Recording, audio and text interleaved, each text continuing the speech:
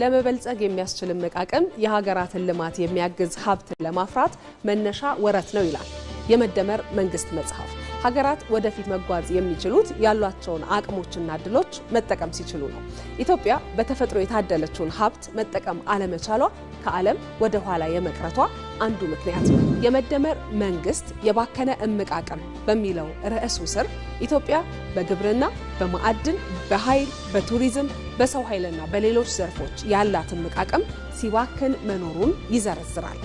የማዕድን ሀብቷን ብቻ ብንመለከት ከከበሩ ማዕድናት ዝርዝር ውስጥ በኢትዮጵያ በስፋት የሚገኘውን ወርቅን ጨምሮ ኦፓል፣ ኤሜራልድና ሳፋየርን የመሳሰሉ እጅግ ውድና የከበሩ ድንጋዮች፣ ለጌጣጌጦችና ለኤሌክትሮኒክስ ዕቃዎች ምርት የሚያገለግለው ፕላቲኒየም፣ ለኢንዱስትሪ ስራዎች ግብአትነት ከሚውሉ ማዕድናት መካከል አንዱ የሆነው ታንታለም፣ ለኢትዮጵያ የግብርና እድገት ወሳኙና ለማዳበሪያ ምርት የሚውለው ፖታሽ፣ አሁን ላይ ለኤሌክትሪክ መኪኖች ባትሪ ምርት በዓለም ተፈላጊነቱ እየጨመረ የመጣው ሊቲየም፣ ለኢነርጂና ለግንባታ ግብአትነት ከሚውሉ ማዕድናት ውስጥ ደግሞ የተፈጥሮ ጋዝ፣ የድንጋይ ከሰል፣ ብረት፣ የኖራ ድንጋይና ጅብሰም በተለያዩ የኢትዮጵያ አካባቢዎች በስፋት የሚገኙ ማዕድናት ናቸው።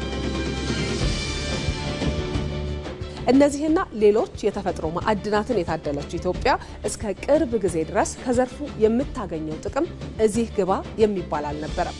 ዘርፉ በህገወጥ ንግድና በኮንትሮባንድ፣ በመሰረተ ልማት እጥረት፣ በቴክኖሎጂ ባልታገዘ አመራረት እንዲሁም በአስተዳደርና በቢሮክራሲ ችግሮች የተተበተበ ነበር። የመደመር መንግስት አዲስ እይታ የብዝሃ ዘርፍ ኢኮኖሚ ተግባራዊ በማድረጉ ቀደም ሲል ለብክነት ሲዳረግ የቆየው የማዕድን ሀብት አንዱ የኢኮኖሚ ምሰሶ መሆን ችሏል።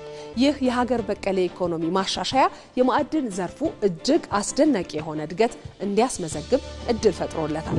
በተለይም በወርቅ ምርትና የወጪ ንግድ ላይ የታየው ለውጥ እጅግ አስደማሚ ነው።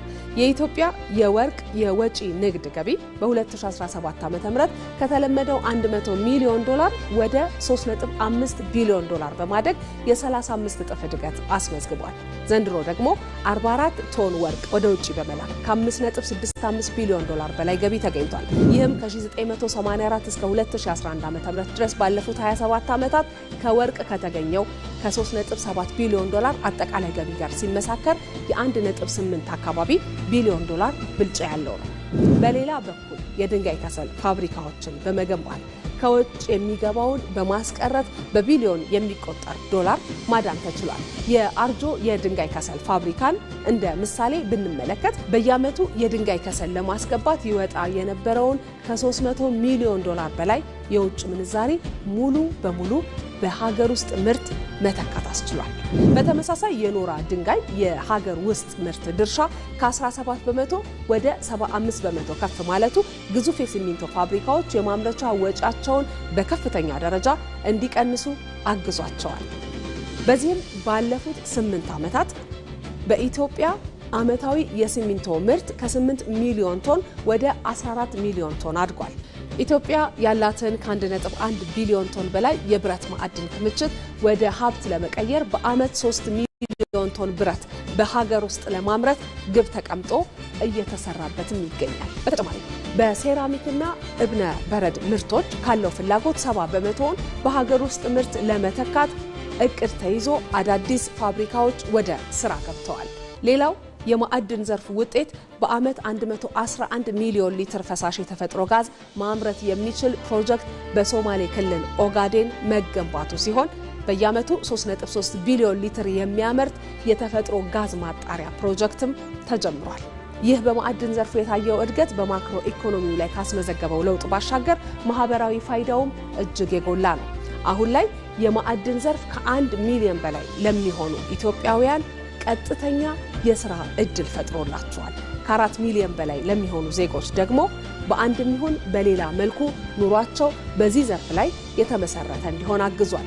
በ2018 ከማዕድን ዘርፍ የወጪ ንግድ ከ5.7 ቢሊዮን አጠቃላይ ገቢ ተገኝቷል። ይህን ገቢ በቀጣይ ዓመት 6.7 ቢሊዮን የማድረስ እቅድም አለ።